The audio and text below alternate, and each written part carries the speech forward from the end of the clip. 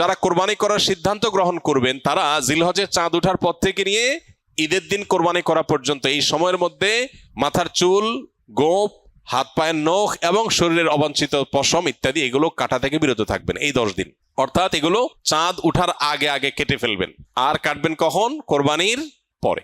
তাহলে চাঁদ উঠা থেকে কোরবানি এই সময়ের মধ্যে চুল, নখ ইত্যাদি কাটা থেকে বিরত থাকবেন কারা? যারা কোরবানি করার নিয়ত করেছেন। যদিও এখানে কোরবানি যারা করার নিয়ত করেন নাই সে মানুষগুলোর জন্য এই আমলের কথা অনেক উলামা একরাম বলেন এবং উভয়টার সপক্ষেই কম বেশি দলিল এবং যুক্তি আছে। এই দশক উপলক্ষে আমরা 10টি কাজ করব। নাম্বার 1, এই দশক উপলক্ষে সাধারণ যে নেকামলগুলো আছে, রুটিন যে ভালো কাজগুলো আছে এগুলো বেশি বেশি করব। কারণ এই যে মাত্র যে হাদিসটা শুনলাম যে এই দশকের ভালো কাজ আল্লাহর কাছে সবচেয়ে বেশি প্রিয়, অতএব আল্লাহর কাছে যেহেতু সবচেয়ে বেশি প্রিয়, রমজানের পরে, রমজান তো মাস হিসাবে সবচেয়ে সেরা, দিন হিসাবে সবচেয়ে সেরা এই দশক, এই দশকের আমল যেহেতু আল্লাহর কাছে বেশি প্রিয়, অতএব এই দশকে যে কোনো ভালো কাজ, 5 ওয়াক্ত নামাজ পুরুষরা জামাতের সাথে তাকবীরুল্লাহর সাথে যতটা গুরুত্বের সাথে সম্ভব পড়বো, আর মহিলারা সময় মতো যথাসম্ভব উত্তম উপায়ে আমরা নামাজ পড়বো। এর বাইরে নফল নামাজগুলো পড়ার চেষ্টা করবো, ইশরাক তাহাজ্জুদের চেষ্টা করবো ইনশাআল্লাহ। যত নফল আমল করা যায়, ফরজ আমলগুলোর ইহতিমাম বা গুরুত্ব আরোপ করা যায় সেগুলো করব। 1, নেকামল করা বেশি বেশি, কোরআন তেলাওয়াত, জিকির, আজকার সবগুলো। নাম্বার 2, যত রকম গুনাহ এবং পাপের কাজ আছে এগুলো সারা বছরই নিষিদ্ধ, হারাম। হারাম তো সারা বছরই হারাম।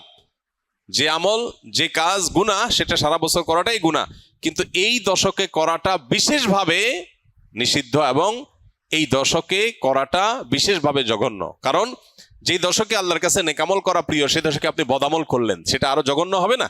তো এই জন্য এমনিতেই সম্মানিত 4 মাস সম্পর্কে আল্লাহ রাব্বুল আলামিন বলেছেন, ফালা তাজলিমু ফিহিন্না আনফুসাকুম, এই দশক, এই মাসগুলোতে তোমরা নিজেদের প্রতি অবিচার করো না। এই জন্য জিলহজের প্রথম দশক সম্মানিত 10 মাস, 4 মাসেরও অংশ, আবার মর্যাদাপূর্ণ দশক আল্লাহর কাছে সবচেয়ে প্রিয় নেকামলের জন্য। অতএব সেই দশকে আমরা গুনাহ থেকে, পাপের কাজ থেকে বেঁচে থাকার ব্যাপারে বিশেষভাবে যত্নশীল থাকবো ইনশাআল্লাহ। যে যে আমলে, যে যে বদামলের সাথে আমরা জড়িত, যে যে গুনাহের সাথে জড়িত, এই দশকে সেটাতে বেঁচে থাকার চেষ্টা করব। মোবাইলে, সোশ্যাল মিডিয়াতে, ফেসবুকে, হোয়াটসঅ্যাপে, ইউটিউবে কোনো হারাম জিনিস দেখবো না, শুনবো না এবং হারাম কাজ করবো না ইনশাআল্লাহ। নাম্বার 3, বেশি বেশি আল্লাহর জিকির করা। কারণ আল্লাহ তাআলা সূরা হজর 28 নম্বর আয়াতে এই নির্দিষ্ট দিনগুলোতে আল্লাহ বেশি বেশি জিকির করতে নির্দেশ করেছেন। অতএব বেশি বেশি আল্লাহর জিকির, যত রকমের আল্লাহ জিকির হতে পারে, মুখের জিকির, অন্তরের জিকির, এই জিকিরগুলো বেশি বেশি করবো ইনশাআল্লাহ। নাম্বার 4, যাদের হজের তৌফিক হয়েছে তারা এই দশকে হজ করবেন, হজ শুরু করবেন 8 তারিখে। আর নাম্বার 5, যাদের কোরবানির তৌফিক আছে তারাও কোরবানি করবেন, কারণ মান ওয়াজাদা সাআতান লিআন ইউযাহিয়া ওয়া লাম ইউযাহি ফালা ইয়াকরাবান্না মুসাল্লানা, যার কোরবানি করার সামর্থ্য আছে অথচ কোরবানি করলো না, নবী সাল্লাল্লাহু আলাইহি ওয়াসাল্লাম সতর্ক করেছেন, হাদিসে সতর্ক বানিয়ে এসেছে, সেজন্য মুসলমানদের ঈদগাহে না আসে। এই জন্য কোরবানি করা এটা হলো 5ম আমল এই দশকের, যাদের তৌফিক আছে। 6 নম্বর আমল হলো, যারা কোরবানি করার সিদ্ধান্ত গ্রহণ করবেন তারা জিলহজের চাঁদ ওঠার পর থেকে নিয়ে ঈদের দিন কোরবানি করা পর্যন্ত এই সময়ের মধ্যে মাথার চুল, গোঁফ, হাত পায়ের নখ এবং শরীরের অবাঞ্ছিত পশম ইত্যাদি এগুলো কাটা থেকে বিরত থাকবেন এই 10 দিন। অর্থাৎ এগুলো চাঁদ উঠার আগে আগে কেটে ফেলবেন। আর কাটবেন কখন? কোরবানির পরে।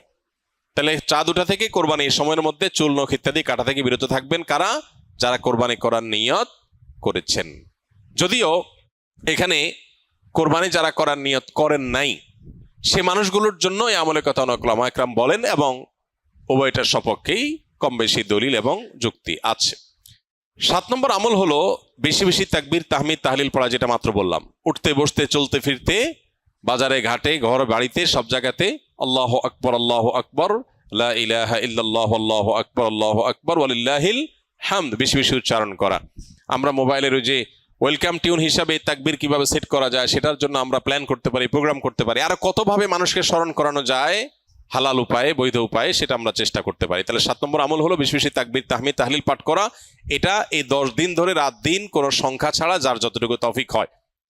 8 নম্বর আমল হলো এই তাকবীরটাই আইয়ামে তাশরিকে, অর্থাৎ জিলহজের 9 তারিখ বাদ ফজর থেকে নিয়ে জিলহজের 13 তারিখ আসর পর্যন্ত প্রত্যেক নামাজের পরে একবার করে পাঠ করা, নারী পুরুষ সবাই। এটা আবশ্যক, সবাইকে করতে হবে প্রত্যেক নামাজের পরে একবার করে। এটা হলো তাকবীরে মুকাইয়াদ বলে, নির্দিষ্ট তাকবীর এই দিনগুলোতে এই নামাজের পরে। আর প্রথমটা বললাম 7 নম্বর আমলটা হলো সাধারণ তাকবীর, তাকবীরে মুতলাক, অর্থাৎ এই দশক জুড়েই সবসময় বেশি বেশি তাকবীর পাঠ করা। তাহলে 8টা আমল পেয়ে গেলাম। 9 নম্বর আমল হলো জিলহজের 9 তারিখে রোজা রাখা, যারা আরাফায় যেতে পারেন নাই, বিশ্বজুড়ে যে মুসলমানরা আছেন তারা এই দিন রোজা রাখবেন। এই দিনে রোজা রাখলে কি লাভ হবে? নবী আলাইহিস সালাম বলেছেন, আহতাসিবু আল্লাহ আন ইউকাফিরা সানাতাল্লাতী ক্বাবলাহু ওয়াল্লাতী বা'দাহ। অর্থাৎ জিলহজের 9 তারিখে আরাফাত দিনে রোজা রাখলে কেউ তার 1 বছর আগের আর বেঁচে থাকলে অগ্রিম 1 বছর পরের গুনাহ আল্লাহ মাফ করে দিবেন।